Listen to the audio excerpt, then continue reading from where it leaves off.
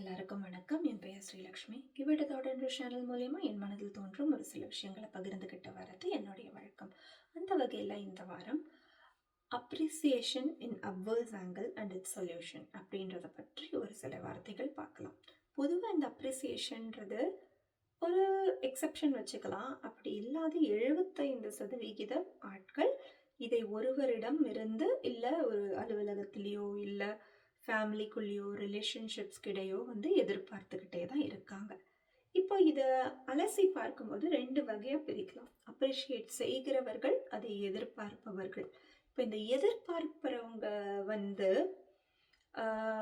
அதை நம்ம எப்போவுமே கான்ஸ்டண்ட்டாக எதிர்பார்த்துட்டு இருக்கும் பொழுது அதை கொடுக்குறோமா அப்படின்ற ஒரு ஆங்கிளில் என்னைக்காவது யோசிச்சு பார்த்தோமே ஆனால் ஆஸ் யூ சோ யூ ரீப்ன்றது நம்மளுக்கு புரியும்.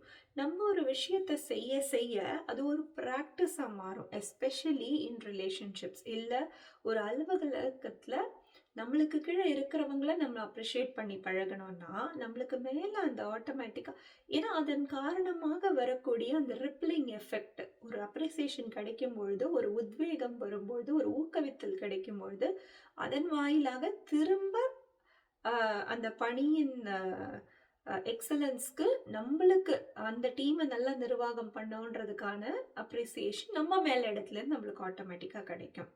இது எதிர்பார்க்கிறவங்களுக்கு. அப்ரிஷியேட் பண்ணுறவங்க பொதுவாக என்ன பண்ணுவாங்க அப்படின்னா, டைரக்டாக ஒன்று அப்ரிஷியேட் பண்ண மாட்டாங்க. அது ஒரு பிரச்சனை இருக்குது. மற்றவர்களிடையே போய் பண்ணுறதுக்கான சந்தர்ப்பம் நிறைய இருக்கே தவிர, ஒரு முகத்தின் நேர முகஸ்துதி அப்படின்னு சொல்லுவாங்க.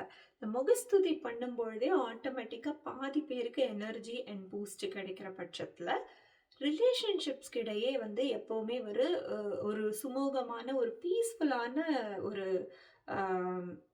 பீஸ்ஃபுல்னஸ் நிலவுவதை நம்ம பார்க்கலாம். இது அல்லாமல் அப்ரிஷியேட் பண்ணுறவங்க புதுசாக அப்ரிஷியேட் பண்ணுறதுக்கு மனசு இருக்கும். ஆனால் யார் அந்த பாராட்டுக்காக ஏங்கிக்கிட்டு இருக்காங்களோ அவர்களை தவிர்த்து விட்டு மற்றவர்களை அவர்களிடையே பாராட்டுவது. இது ஒரு குணமாக நம்ம எல்லாருமே நிறைய பேர்கிட்ட இந்த குணம் ஒன்று இருக்கும். பொதுவாக நிறைய பேர் இது அலுவலகத்தில் அந்த அளவுக்கு நடக்குமான்றது தெரியல. ஆனால் குடும்பங்களுக்குள்ள நடக்கும். அது ஒரு கம்பேரிட்டிவ் பேசிஸ்லேயோ இல்லை ஒருவரை ஒருவர் தாழ்த்த வேண்டும் என்ற பேசிஸ்லேயோ இந்த அப்ரிசியேஷன் நடக்கும். அப்போ அப்படிப்பட்டவர்கள் என்ன உணர வேண்டும் எனில், நம்மளுக்கு அப்ரிஷியேட் பண்ணப்படுது. ஒரே விஷயத்தை தான் 2 பேர் செஞ்சிருப்பாங்க ஒரு குடும்பத்துக்குள்ள. அப்படி செய்யும்பொழுது இவர்களுக்கான ஒரு எந்தவித சலுகையும் கிடைக்காமல் அவங்க நல்லா பண்ணியிருந்தாங்களே, இதை கம்ப்ளீட்டாக அவுட் ஆஃப் ஃபோக்கஸில் வச்சுட்டு இப்போ ஏ அண்ட் பி பேசிக்கிட்டு இருக்காங்கன்னா பி ஒரு விஷயத்த பண்ணியிருக்காங்க அப்படின்னா ஏ சியை ஃபோக்கஸ் பண்ணி பேசுவாங்க. இப்போ இந்த மாதிரியான விஷயங்கள் எப்போவுமே ரிலேஷன்ஷிப்ஸை எப்போவுமே பிரித்து தான் வைக்குது. அதே போல் அப்ரிஷியேட் எதிர்பார்ப்பவர்கள் இதே மாதிரி தானே. இது ரொம்ப ரிலேஷன்ஷிப்ஸ்குள்ள சொல்லலாம். எப்போவுமே ஒரு ரிலேஷன்ஷிப்பில் இருக்கிறவங்க கணவன் மனைவி எஸ்பெஷலி சொல்லணும் அப்படின்னா, பக்கத்து வீட்டு கணவனையோ மனைவியோ புகழ்வது ரொம்ப அதிகமாக நம்ம பார்க்க முடியும். நேருக்கு நேரம் புகழ்ந்துக்கல, அது ஒரு அண்டர்ஸ்டாண்டிங்கில் போகிற கப்பலும் இருக்காங்க. ஏன்னா அது சங்கோஜமாக இருக்கும். என்ன நீ எனக்காக இப்படி பண்ணுறேன்னு வாய் விட்டு சொல்லக்கூடிய ஜென்ரேஷன் மேபி அடுத்து வர ஜென்ரேஷனாக இருக்கலாமே தவிர நிலவுகின்ற ஜென்ரேஷன் அப்படி கிடையாது. அப்போ பொதுவாக என்ன சொல்லுவாங்கன்னா, அவங்க ஹஸ்பண்ட் பாரு, அவங்க ஒய்ஃபை பாரு, அவங்க இப்படி பண்ணுறாங்க, அவங்க மாமியாரை பாரு, அவங்க இதை பண்ணுறாங்க, அவங்க இதை பண்ணுறாங்கன்னு சொல்லிக்கிட்டே வரத, அதுலேயும் ஒரு நுட்பமான விஷயம் இருக்குது. நம்ம அவங்க எல்லாரையுமே பார்க்கறது 1 மணி நேரமோ இல்லை ஒரு நாளோ இல்லை அந்த அந்த அவங்களுக்கான மீட்டிங் ஸ்பேஸ் ரொம்ப லிமிட்டட். அப்போ அந்த லிமிட்டட் டைம்குள்ள ஒரு கெஸ்ட்டை மீட் பண்ணும்போது யாராக இருந்தாலும் பண்பாக தான் நடந்து கொள்வார்கள். அதற்காக எல்லாரும் தப்பாக செய்கிறாங்க, வீட்டுக்குள்ளே தப்பாக இருக்காங்கன்றது என்னுடைய வாதம் இல்லை.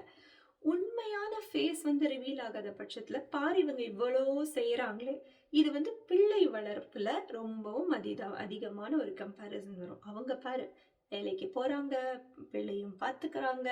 இந்த மாதிரியான கம்பேரிசன் ரொம்ப அதிகமாக நம்ம வீடுகளில் காதில் விழுகிறத நம்ம பார்ப்போம்.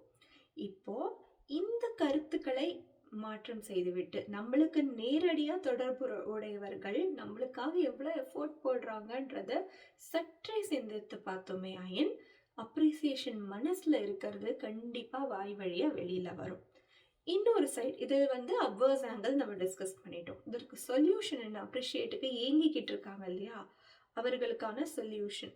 இப்போ இப்படி நம்மளுக்கு எதிர இருக்கிறவங்க நம்மளுக்கு பாராட்டு தெரிவிக்க போறதில்ல. அதற்கான மனம் படைத்தவர்கள் அவள் இல்லை. இல்ல சங்கோஜப்பட்டுக்கிட்டு சொல்லலையோ என்னவோ தெரியல.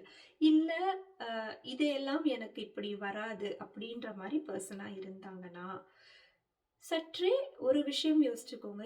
யாரோ ஒருவரின் இது வழியா நம்மளுக்கு வந்து அப்ரிசியேஷன் வந்துகிட்டே தான் இருக்கு.